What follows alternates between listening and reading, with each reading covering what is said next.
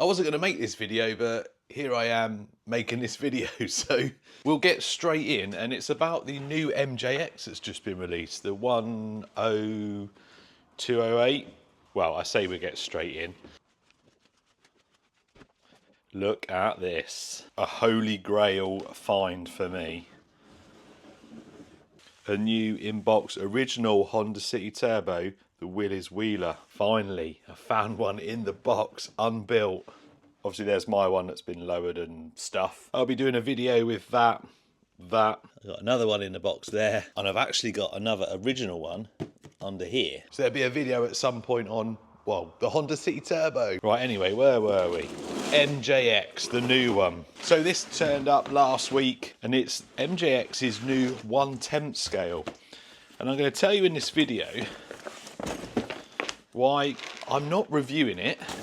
Well, I mean, this is like a very small review, but I'm going to tell you why I won't be doing a full review on this, and I'm going to tell you why I don't think anyone really should have done a full review on this at all. So the long-awaited temp scale from MJX. Now, they do some absolutely incredible small-scale stuff.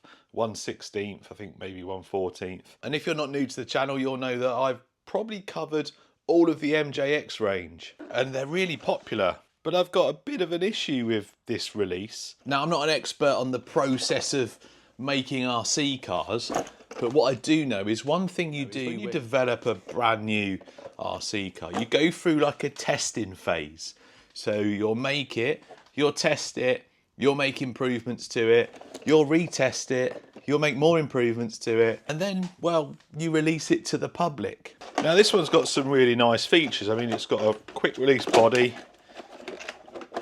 Well, quick release, where's it? Oh, let's slide out the front like that.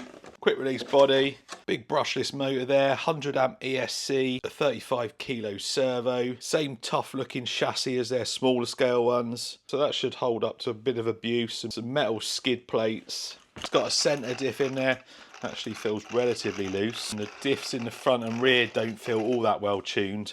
Fully adjustable camber and toe, fully adjustable camber at the rear. It's got massive CVDs on there, so they again should take a bit of abuse. A-arms look very similar style to an MT10. Big light up front there, and some big tyres with a very soft tyre compound. And of course, oil shocks. So initial look is really good. But here's my problem. This arrived, and then the same day or the day after, there was an email to accompany the arrival of this, and it instantly started me asking questions. There was a little list of stuff that's not quite perfect on this. The suspension's quite short, the ride height isn't as good as it could be, the tyre compound's soft, not to run it too much on 4S because you might blow the tyres. And then it was the last bit really that got me.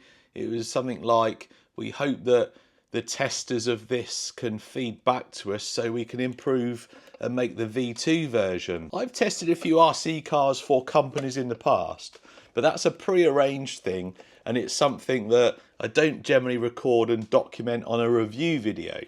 When I review stuff, I like to give you a review of what you're going to buy. And in the past, I've reviewed stuff a little bit later than other people because I wait for the retail version rather than like the pre-production or the pre-sale stuff. So all the hype and stuff over this, and then everyone waiting for it. It wouldn't be right for me to review a V1 version when you're not going to get this one, because I think they've stopped all sales. I think a few have slipped through the net. I think people that have ordered off AliExpress or other places have got this V1 version, because I've seen some videos from weeks ago. But apparently they're working on a V2 that's going to be out maybe next month. So it's going to be different. It's going to have longer shocks, possibly different bottom arms to get a bit more ground clearance. I guess the tyre compound or the wheels and tyres are going to change. I've seen a few questions about the remote because it's their standard one that's used with their small scale stuff, and you can't change the steering dual rate on it, which for something this big and, well, 4S capable, I'd certainly want a few more features. It does come with an app for your phone,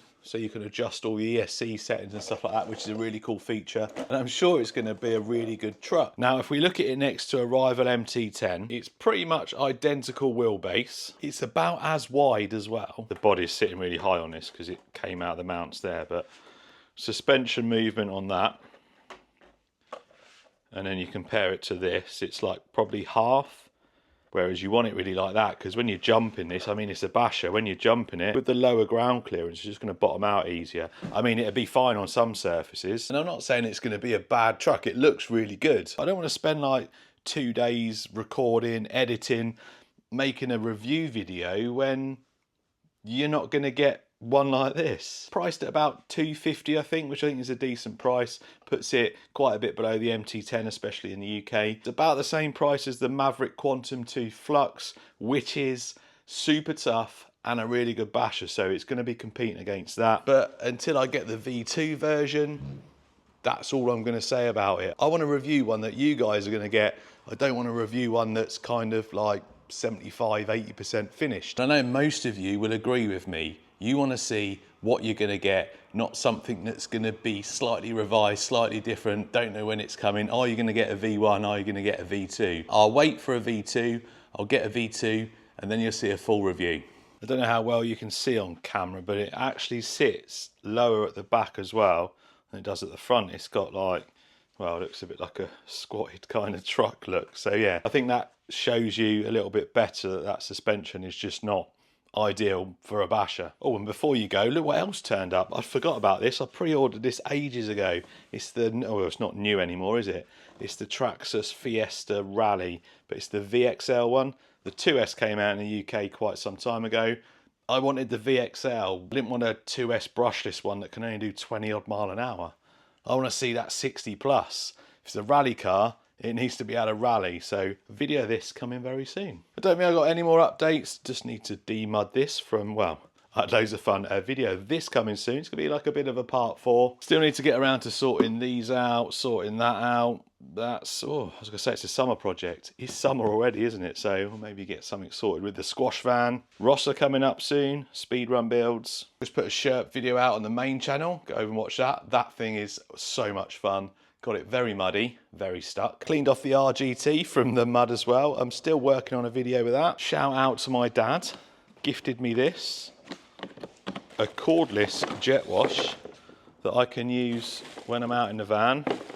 Pipe there goes into a tank, 20 litre water tank there. Stick that in and, well, it's perfect for rinsing off RC trucks. And that's what I used it on to test it, and it does a great job. Thanks, Dad. And I think that's about it. Oh, absolutely awesome mini scale crawler. That thing was way better than I expected.